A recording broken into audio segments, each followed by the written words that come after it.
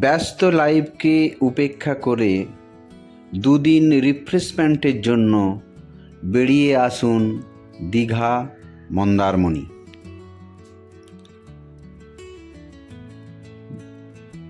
পথ যে কি নিদারুণ সুন্দর তা না দেখলে বোঝাই যাবে না।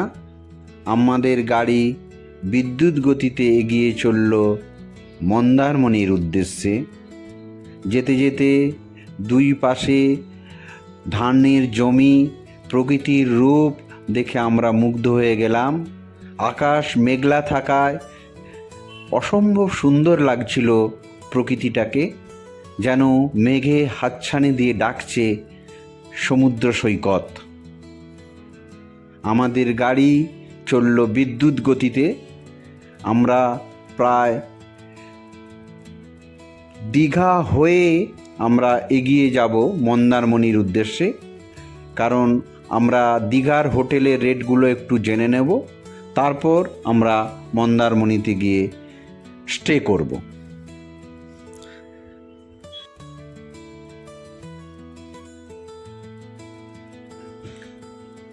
দীঘার হোটেলের রেট আমরা নিলাম 5,500-6 হাজার টাকার নিচে কোনো ভালো হোটেল পেলাম না, তাই আমরা চললাম মন্দারমণির উদ্দেশ্যে। সৈকত সুন্দরী রাস্তা ধরে আমরা এগিয়ে চললাম মন্দারমণির উদ্দেশ্যে। যে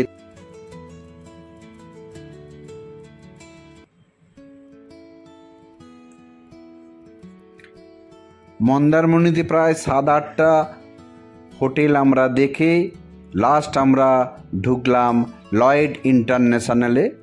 এখানের রেটটা একটু তুলনামূলকভাবে কম, পার রুম 4,000 টাকা করে, সঙ্গে কমপ্লিমেন্টারি ব্রেকফাস্ট এবং সঙ্গে ছিল টি ব্যাগ।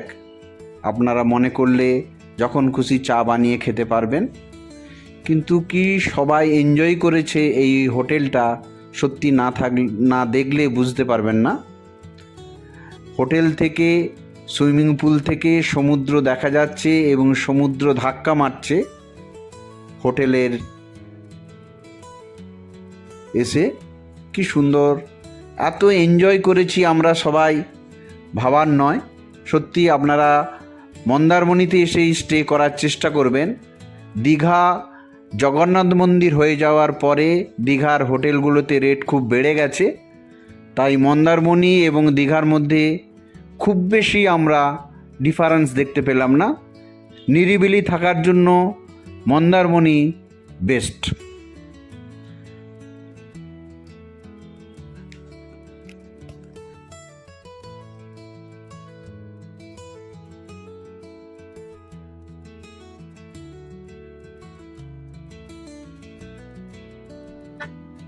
বিকেলবেলা আমরা লনটা খুব সুন্দরভাবে এনজয় করলাম। কেউ ব্যাডমিন্টন, কেউ ফুটবল খেলে এনজয় করলো লনটা। খুব সুন্দর লাগছিল লনটা। পরের দিন আমরা ব্রেকফাস্ট করে সমুদ্রে নেমে পড়লাম। সমুদ্রটা খুব সুন্দরভাবে এনজয় করলাম সবাই মিলে।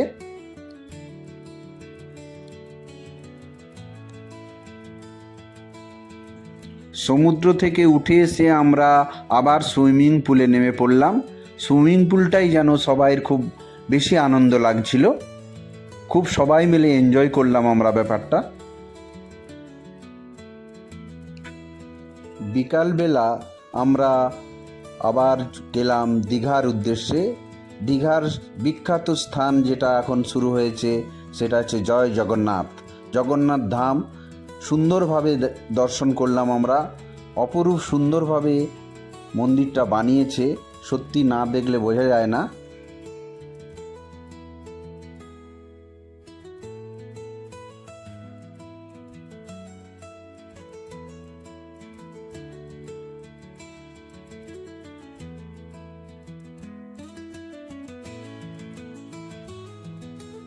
দুদিন আমরা রিফ্রেশ হয়ে বাড়ির উদ্দেশ্যে রওনা হলাম।